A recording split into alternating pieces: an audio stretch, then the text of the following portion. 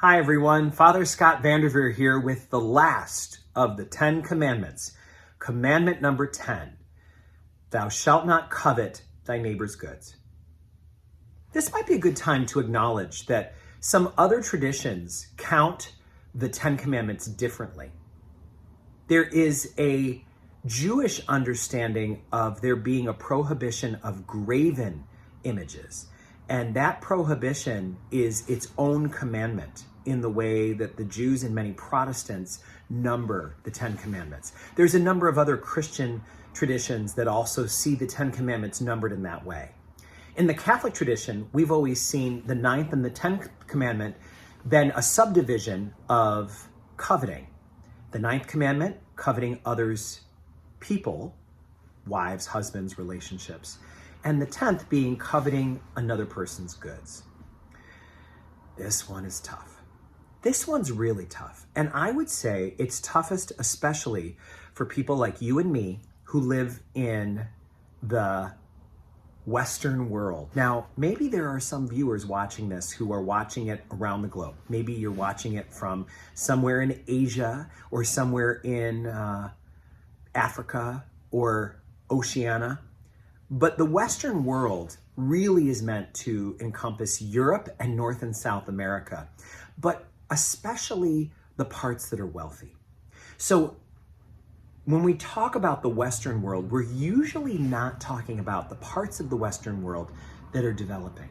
Developing countries, what we used to call disrespectfully as third world countries, they don't share in the Western way of life to quite the extent, because the Western way of life is built on the idea of economics being the ruler of everyone's prosperity.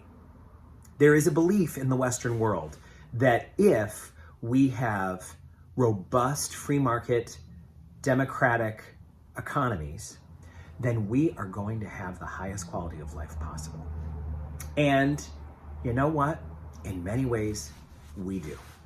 In many ways, life in Western Europe and Canada and the United States is just incredibly luxurious and comfortable. The same thing is true for other parts of the Western world like Australia and New Zealand. There's a comfort in the lifestyle of the average Westerner that is perhaps unparalleled in history. But one of the things that it is based on in a big way is coveting.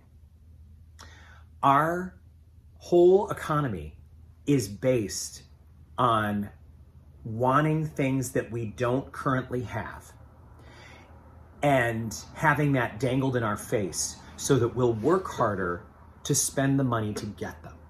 And I don't mean this in a grouchy way, but think about it. Advertising depends on coveting. Marketing depends on coveting. It's like saying, you know you want it. You know you want this. How are you going to live without this? Think of how much better dinner time would be if you had this product. Think of how much better your life would be if you had this appliance. Think of how much could get done if you had things going this way or that way. That is a really big thing in our culture and society, to hold out someone else's life, someone else's comforts, someone else's possessions and say, don't you want this? Coveting is the word, the religious word, for keeping up with the Joneses. And who among us doesn't understand that dynamic of keeping up with the Joneses? That's how advertising works in its most basic form, is it says, you don't have this? Well, you're going to be behind. You don't have what the Joneses have. What are you going to do if you don't have what the Joneses have? If you want to keep up with the Joneses, you're going to need to get this thing. One of the proofs that we live in the world of coveting, and it's so much a part of our world, it's like the air around us. We can't smell it, it's odorless, it's just around us all the time. It's like we're fish swimming in the water of coveting. It's so invisible to us. It's probably almost a guarantee that you've never heard a homily about the 10th commandment. It's almost a guarantee. You've never heard a priest say, today we're going to talk about the 10th commandment, not coveting your neighbor's goods. Maybe you went to Catholic school and there was a lesson on this. But the idea of coveting is presented to us like a tantalizing tool in the marketer's toolbox. It is how advertising works. So it would be interesting for us to revisit the idea that comparison is the thief of joy. Comparing ourselves to someone else robs us of joy. We're both the thief and the victim of the robbery because we invite the comparison in, and then comparing steals our joy.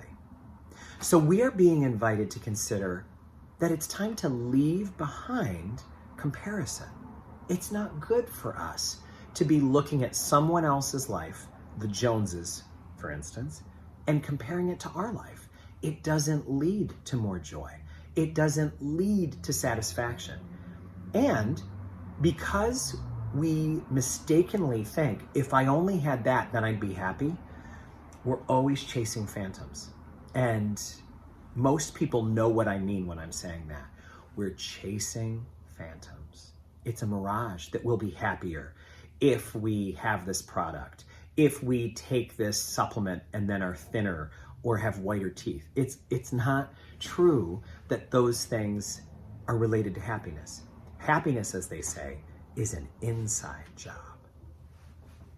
So that is a nice little opportunity for us to consider how we can free ourselves from that covetous desire of having what others have.